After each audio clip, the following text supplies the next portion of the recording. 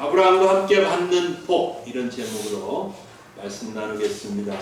오늘 본문은 간단해요. 한 절입니다. 갈라디아서 3장 9절. 제가 한 번 더 읽어드릴게요. 그러므로 믿음으로 말미암은 자는 믿음이 있는 아브라함과 함께 복을 받느니라. 여러분은 믿음이 있습니까? 대답을 못 하시나요? 믿음이 있으세요? 그러면 믿음이 있는 아브라함과 함께 복을 받은 사람입니다. 자기가 믿음이 없다고 생각하면 복을 받은 사람이 아닌 것이 맞습니다. 자, 근데 여기서 문제는 자신이 기독교인이고 믿음이 있다고 생각하면서도 내가 무슨 복을 받았나? 글쎄요, 나는 모르겠는데요. 내가 무슨 복을 하나님으로부터 받았는지 모르겠습니다. 이렇게 생각하는 교회 다니는 사람이 많다는 거예요. 만약 어떤 기독교인이 이렇게 생각한다면 그 사람은 믿음이 뭔지 오해하고 있거나 또 혹은 복을 오해하고 있을 가능성이 높습니다. 아니면 믿음도 축복도 뭔지 잘 모르고 잘못 생각하고 있을 수도 있습니다. 그러므로 오늘 본문 보면서 중요한 것은 믿음이 무엇인지 아는 거예요. 그리고 아브라함과 함께 복을 받는 것이 또한 무엇인지를 정확하게 알고 이해하는 것입니다. 우선 믿음부터 생각해 보겠습니다. 갈라디아서 3장 9절의 믿음은 다른 것이 아니라 예수 그리스도를 믿는 믿음을 말합니다. 다시 말하면 십자가에서 우리 죄를 위해서 죽으시고 3일 후에 죽음을 깨뜨리고 부활하심으로써 우리의 모든 죄를 씻으시고 우리를 의롭게 하시며 우리를 하나님의 자녀로 살게 하신 예수 그리스도에 대한 믿음을 의미합니다. 기독교인의 삶은 이 믿음을 갖게 되면서부터 시작이 됩니다. 이 믿음이 신앙의 첫걸음이고 앞으로 신앙생활을 계속 이어나가는 데 있어 중요한 기초가 되는 것이죠. 이 믿음이 없으면 종교인은 될 수 있어요. 교회 다니는 사람, 기독교를 믿는다고 말하는 종교인이 되는 것은 가능하지만 기독교인으로서의 열매 맺는 신앙생활은 불가능합니다.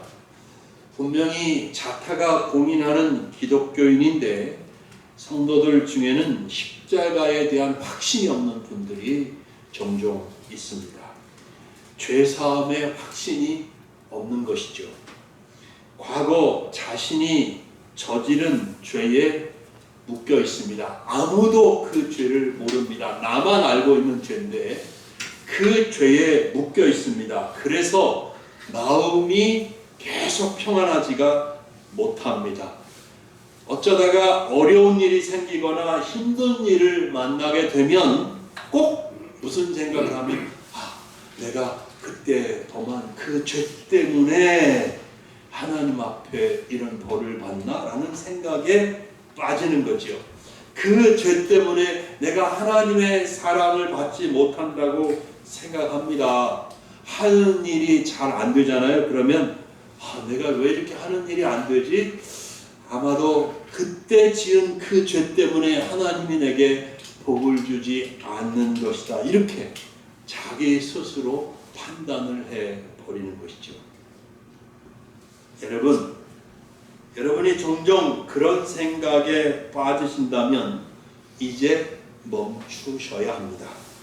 하나님은 저와 여러분을 매우 사랑하십니다. 아멘. 하나님은 우리를 심판하고 정죄하고 벌을 주고 싶어 하지 않아요. 그것을 기뻐하시지 않습니다. 하나님은 우리를 사랑하십니다. 그래서 저와 여러분의 삶이, 요즘에 이 얘기 자꾸 하는데, 마치 시냇가에 심겨진 나무처럼 늘 푸르고 그리고 시절을 쫓아 열매 맺는 삶을 살아가기를 원하십니다. 아멘. 그래서 예수님을 보내주신 것입니다. 예수님을 믿는 믿음을 선물로 주신 것입니다. 누구든지 십자가에서 죽으신 예수님을 믿는다면 과거와 현재와 미래의 모든 죄를 용서받습니다. 현실에서 연약한 가운데 범하게 되는 죄도 진심으로 예수의 보혈을 의지하고 회개할 때 깨끗하게 용서해 주십니다. 아멘. 그러면 회개하면 예수님의 피로 씻음을 받습니다. 하나님은 우리가 회개한 죄를 더 이상 기억하지 않아요. 잊어버리십니다. 기억하지 않습니다. 이제부터, 그때부터 하나님은 기억하시지 않는 죄를 가지고 계속 죄책감을 갖고 괴로워하고 시달리고 그러는 분들이 많거든요. 그러지 않기를 바랍니다. 왜냐하면 예수 그리스도의 십자가를 통한 구원 사역은 완전합니다. 갈라디아 교회에 나타나서 유대주의자들이 자꾸 무엇을 더 해야 된다, 할례를 받아야 된다, 네가 이것도 지켜야 되고 이것도 해야 된다라고 하는 그런 것들이 필요가 없습니다. 예수님의 십자가는 완전합니다. 더할 것도 없고 뺄 것도 없습니다. 예수님을 믿는 사람은 죄로 인한 심판과 저주가 완전히 해방된 그런 사람입니다. 하나님의 사랑받는 자녀가 되었습니다. 여러분, 이제는 더 이상 그 어떤 의심도 두려움도 갖지 않기를 바랍니다. 만약에 여러분들이 죄를 고백했어요. 용서를 구했어요. 그리고 하나님이 용서해 주신 것을 믿었어요. 근데 그 이후에 죄책감이 다시 찾아온다면 그것은 마귀가 하는 장난입니다. 마귀가 여러분들을 엎어뜨리려고, 잡아뜨리려고 괴계를 부리는 거예요. 참소하는 겁니다. 마귀는 우리가 하나님의 자녀로서 풍성한 삶을 누리는 것을 방해합니다. 계속 해방하고 우리에게 의심을 불어넣어 주거든요. 결코 속지 않으시기를 예수님의 이름으로 축원합니다. 자, 이렇게 예수 그리스도에 대한 믿음을 가진 사람은 아브라함과 함께 복을 받은 사람이 됩니다. 다시 말해서 아브라함이 누린 하나님의 은혜와 복을 동일하게 누리게 되었다는 것입니다. 그러면 우리는 어떤 은혜와 축복을 받아 누릴 수 있게 되었을까요? 네 가지를 말씀드릴 수 있습니다. 첫째는 예수는 우리를 완전히 의롭게 하셨습니다. 우리는 예수의 피로 완전히 의로워졌습니다. 아멘. 꼭 기억하세요. 어떤 분은 이 말을 이해하기 힘든 분도 있어요. 이 말을 동의하기가 쉽지 않아요. 왜냐하면 내가 의인이라고? 나 같은 게 의인이야? 그런 생각을 한 번도 해본 적이 없는 거예요. 나는 누구한테 내가 죄인입니다 하고 나팔을 불진 않지만 그렇다고 내가 의인이라는 생각을 한 번도 해본 적이 없어요. 왜요? 여전히 나는 누군가를 미워하는 그런 사람이에요. 아직도 혼자 있을 때는 나쁜 생각도 하고 더러운 생각도 하고 온갖 지저분한 생각들도 자꾸 하는 그런 사람이에요. 아직도 남이 모르지만 죄를 짓고 있는 그런 삶을 산단 말이죠. 여전히. 그런데 내가 의인이라고요? 받아들일 수가 없고 믿을 수가 없는 거예요. 쉽게 내가 예수님으로 말미암아 의인이 되었다는 것을 받아들이지 못합니다. 동의하지 못해요. 그 이유는 의롭게 된다, 의인이 된다, 이 말에 성경적 의미를 모르기 때문에요. 자신의 처지, 자신의 삶의 모습만 보지 자신이 의롭게 되었다라고 하는 성경적인 의미를 모르기 때문에 그런 생각을 하는 거지요. 성경적으로 의롭게 되었다는 말은 실제로 내가 윤리적으로 도덕적으로 완전한 사람, 완벽한 사람이 되었다, 그런 뜻이 아닙니다. 그러면 무슨 뜻이냐? 하나님의 법정에서 하나님이 재판관이시고 예수님이 변호사이신데 예수님의 변호를 들으시고, 예수님이 우리를 위해서 변호하시잖아요.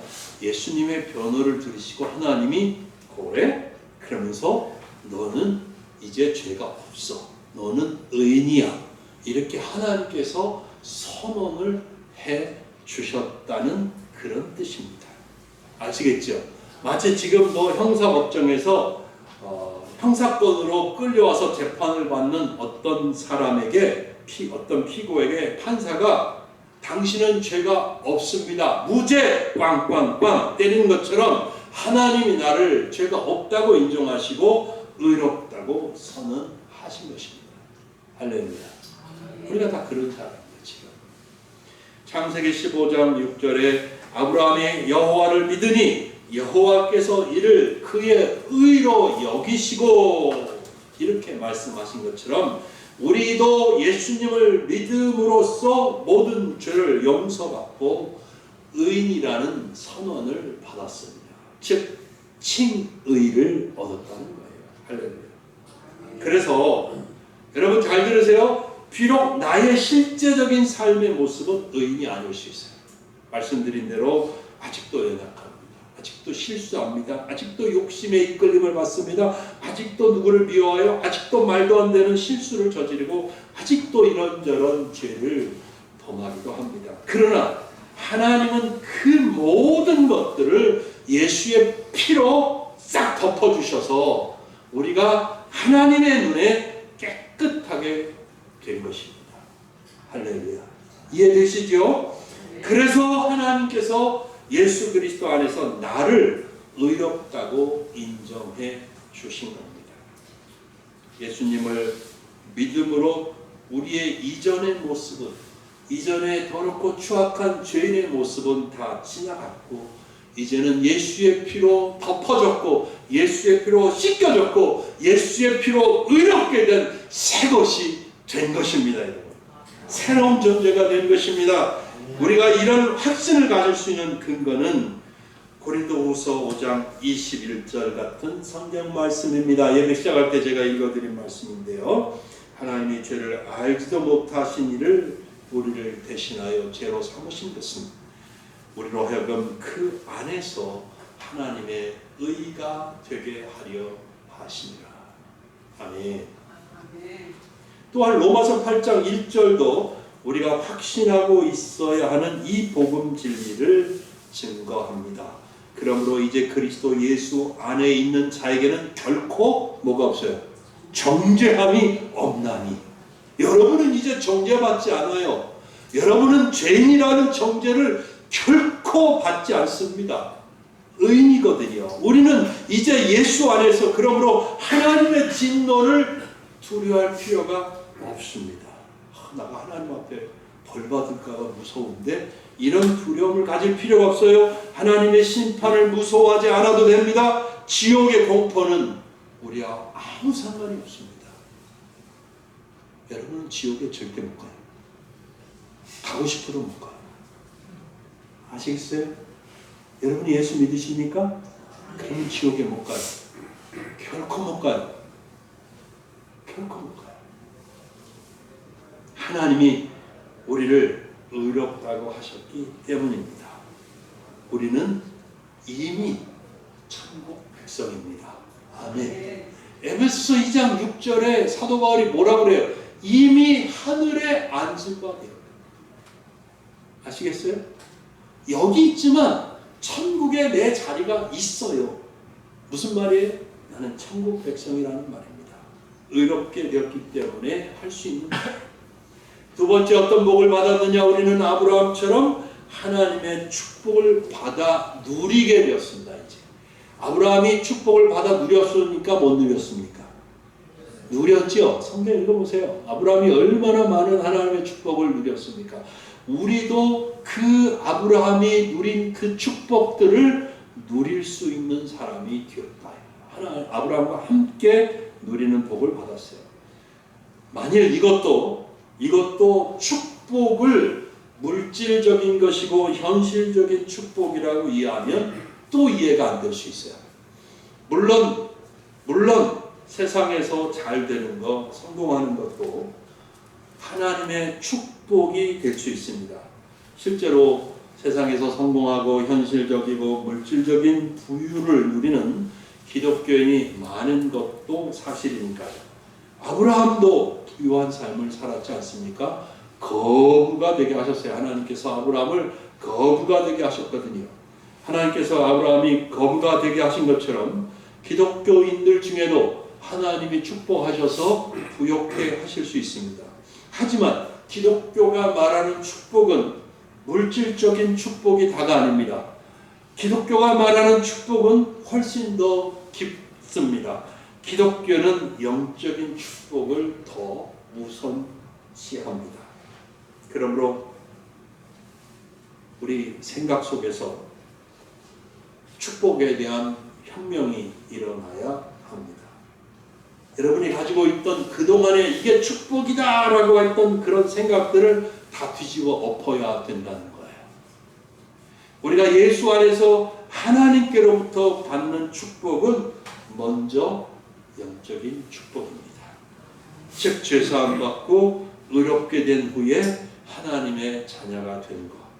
간단히 말해서 내가 하나님의 자녀가 되었다는 이 사실이 가장 큰 축복이에요. 믿으시고 받아들이실 수 있어야 됩니다. 세상 만물의 창조주이시고 통치자이신 하나님의 자녀가 되었거든요.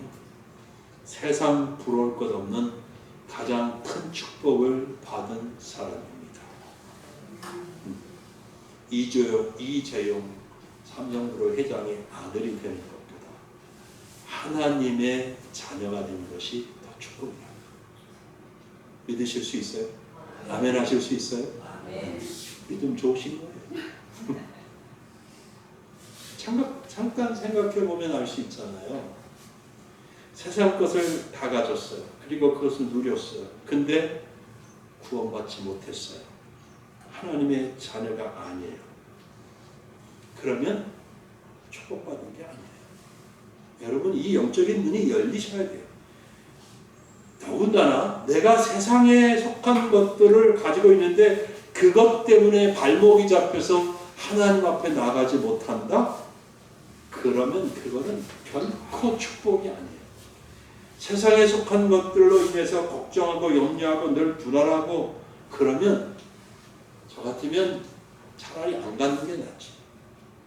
그러므로 가장 큰 축복은 하나님의 자녀가 된 것이고요. 하나님의 자녀로 누릴 수 있는 풍성한 삶을 받았다.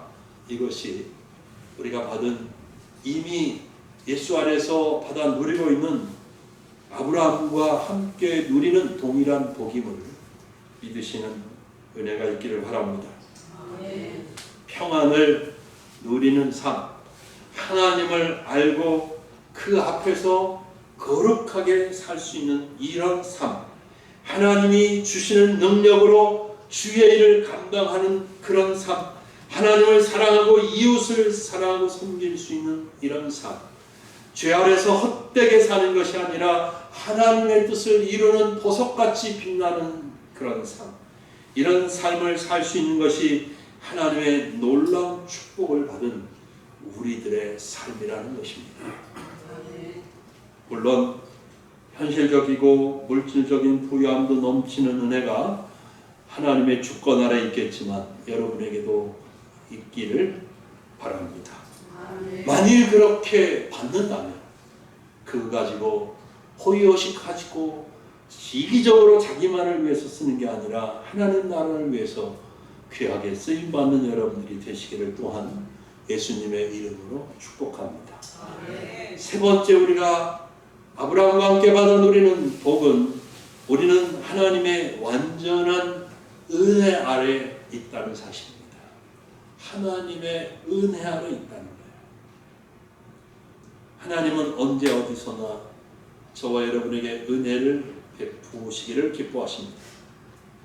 지난주에도 아브라함 얘기 많이 했습니다만 창세기 12장부터 시작되는 아브라함의 삶을 쭉 읽어보면 지난주에는 15장까지 읽고 아브라함이 믿으니까 의로 여기셨다 거기까지만 했는데 아브라함의 얘기가 25장까지 이어지거든요. 그리고 아브라함이 창세기 25장에 가면 몇 세 때 죽어요? 175세를 살고 죽어요. 그때까지 하나님께서 아브라함에게 늘 은혜를 베푸신 것을 경험을 확인해 볼 수 있습니다. 175년 동안의 아브라함의 인생에서 하나님이 늘 은혜를 베푸셨다는 거예요. 이게 얼마나 큰 축복이에요. 몇 군데 예를 들어봅니다. 지난주에도 언급을 했습니다마는 아브라함이 기근이 들어서 애굽으로 내려갔지요. 애굽 사람들이 사라의 미모에 다 넋이 나갔습니다. 바로의 보관들까지 바로 앞에서 사라의 미모를 칭찬했습니다. 마침내 바로가 사라를 궁으로 불러들이고 취하려고 했습니다. 그러나 하나님께서 바로와 그 집에 큰 재앙을 내리셔서 아브라함과 사라를 보호하셨습니다. 창세기 20장에도 비슷한 얘기가 있어요. 이번에 아브라함이 그랄 땅이라는 곳에 살게 되었는데 그랄 왕인 아비멜렉도 미모의 사라에게 흠뻑 빠졌습니다. 사람을 보내서 사라를 데려갔지만 하나님께서 아비멜렉 꿈에 나타나셔서 그 여자 취하면 너 죽어 이렇게 하셔서 건드리지 못하고 하나님께서 사라를 지켜주셨습니다. 사라가 죽었을 때 사라를 장사 지내려고 아브라함이 헷 족속에 가서 땅을 살려고 했습니다. 창세기 23장 26절 읽어보면 헷 족속 사람들이 장사 지내려고 하는 아브라함이 이렇게 말합니다. 내 주여 들으소서. 주라고 부릅니다. 당신은 우리 가운데 있는 하나님이 세우신 지도자이시니 우리 묘실 중에서 좋은 곳을 택하여 당신의 죽은 자를 장사하소서. 우리 중에서 자기 묘실에 당신의 죽은 자 장사함을 금할 자가 없으리라. 아브라함이 잘했겠죠, 그죠? 아브라함이 처신도 잘하고 동네 사람들 잘 섬기고 대접도 하고 그랬겠죠, 부자니까.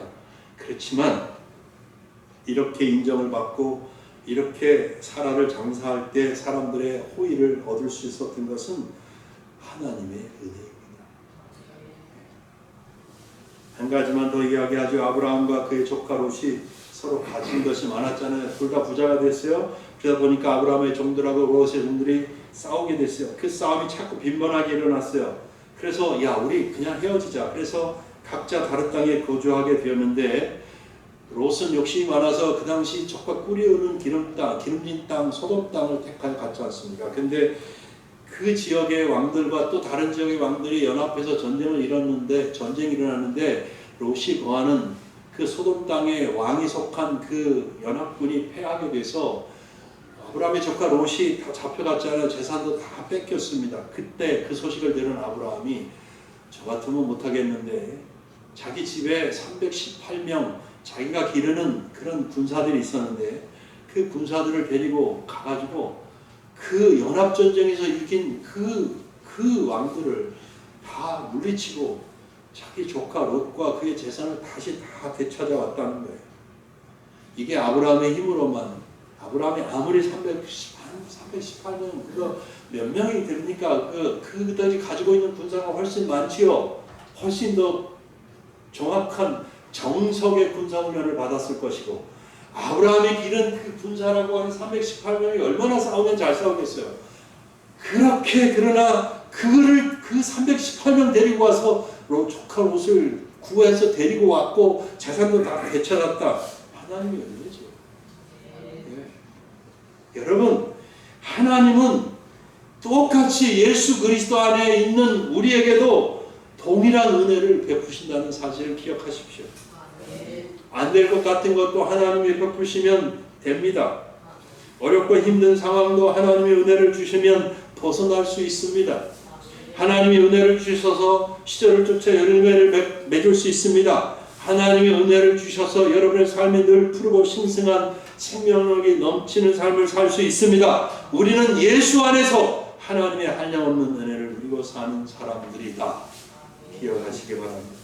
마지막 네 번째, 우리는 하나님의 깊고 놀라운 사랑을 받고 있습니다. 하나님의 사랑을 마치 여러분이 폭포 아래에 이렇게 들어가 있어서 그 폭포물을, 그 쏟아지는 폭포물을 그냥 받는 것처럼 하나님의 사랑의 폭포수를 늘 받고 살고 있다라는 사실 기억하십시오. 그 이미지가 여러분 마음속에 떠오르고 그 확신이 생겼으면 좋겠어요. 하나님이 우리를 사랑하시는 것은 예수님을 보내주신 사실에서 확실히 증명되었지 않습니까? 그럼에도 우리는 하나님의 사랑의 그 깊이와 넓이와 높이를 다 모르고 살아요. 다 경험하지 못하고 산다는 거예요. 우리는 하나님의 사랑에 대해서 그렇지만 털끝만큼도 의심하지 말아야 됩니다.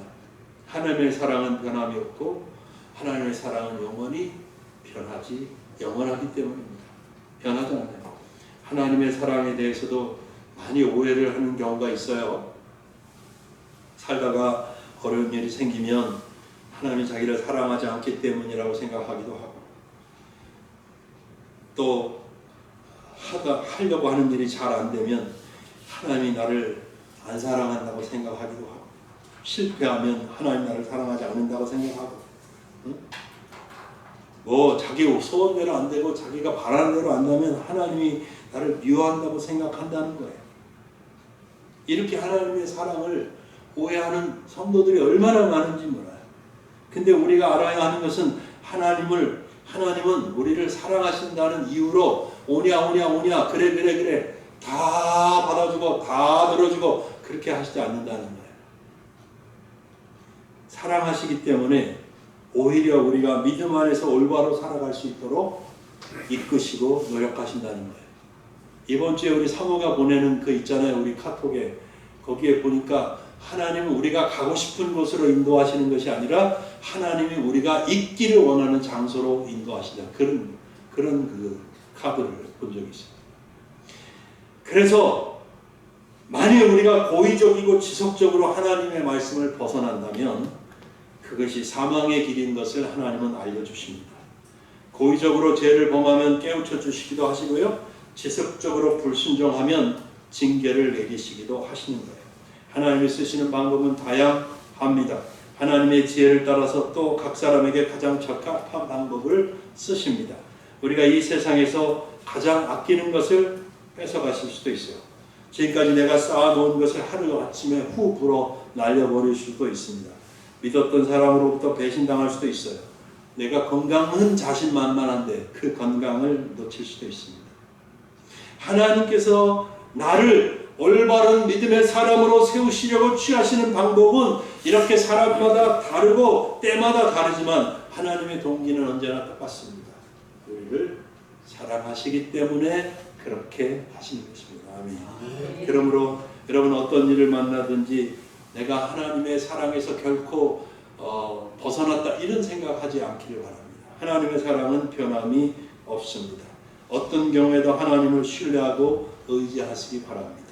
하나님의 사랑을 믿고 감사드리고 그러면 더욱 큰 은혜와 사랑을 맛보실 수 있을 것입니다. 저는 이제 말씀을 맺겠습니다. 우리의 가장 큰 자산은 여러분 이 세상에 있는 것들이 아니에요. 여러분이 가진 지위, 재산, 외모, 여러분이 가진 좋은 집, 이쁜 얼굴 그런 게 아니에요. 세상에서 출세한 거 그런 거, 권력 그런 게 아니에요. 기독교인이 가진 가장 큰 자산은 하나님이십니다. 우리를 사랑하시고 능력이 많으시고 그리고 신실하신 하나님, 그분이 내 아버지라는 사실이 가장 큰 자산이에요. 가장 큰 능력이에요. 가장 큰 축복이에요. 그 하나님이 우리를 사랑하신다는 사실, 그것이 얼마나 놀라운 은혜입니까? 하나님이 내 삶의 주인이 되어셔서 모든 걸 책임져 주신다. 얼마나 놀랍습니까? 우리가 언제 어디서나 함께 하신다는 이 사실, 그리고 한량없는 은혜와 복을 지금도 변함없이 끊임없이 부어주고 계신다는 사실 믿으시기 바랍니다. 이 믿음 가운데 살면 더 큰 은혜와 복을 맛보실 수 있을 것입니다. 아브라함이 받았던 복, 아브라함이 누렸던 복, 예수 안에서 우리 교회 성도님들도 다 누리는 그런 은혜가 있기를 예수님의 이름으로 축원합니다. 기도하겠습니다.